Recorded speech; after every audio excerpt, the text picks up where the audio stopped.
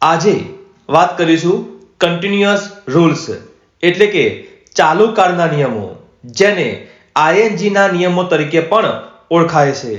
જેમાં સૌથી પહેલા આ પ્રકારના કોઈ પ્રશ્ન માટે આજના ટોપિકનો ઉપયોગ કરીશું. તો શરૂ કરીએ. નંબર 1.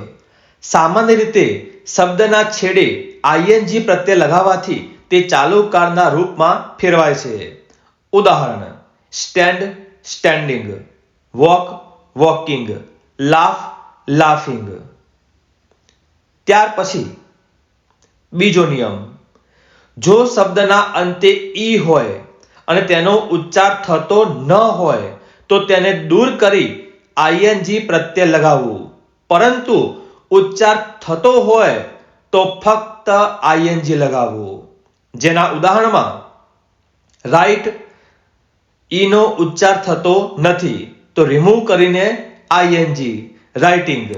તે જ રીતે ટેક, ટેકિંગ, લવ, લવિંગ. આ સિવાય બી, જ્યાં ઉચ્ચાર થાય છે તો ફક્ત ING, બીંગ, સી, સીંગ. ત્યાર પછી ત્રીજો નિયમ: જો શબ્દના અંતે સ્વર પ્લસ વ્યંજન હોય અને તેમાં સ્વર ભારપૂર્વક ઉચ્ચારાતો હોય તો વ્યંજન બેવડાવીને ING પ્રત્યય લગાવવું, પરંતુ સ્વર ભારપૂર્વક ઉચ્ચારાતો ન હોય તો ફક્ત ING લગાવવું. તે માટે ઉદાહરણ: સીટ, અહીંયા ટ નો ઉચ્ચાર થાય છે તે માટે સિટિંગ. સ્ટોપ, અહીંયા ઓ નો ઉચ્ચાર થાય છે સ્ટોપિંગ.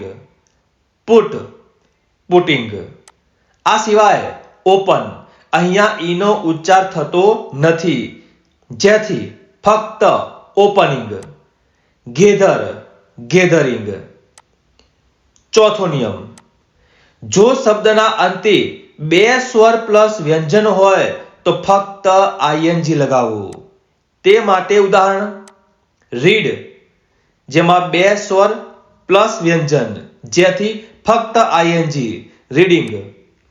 પ્લીડ, પ્લીડિંગ.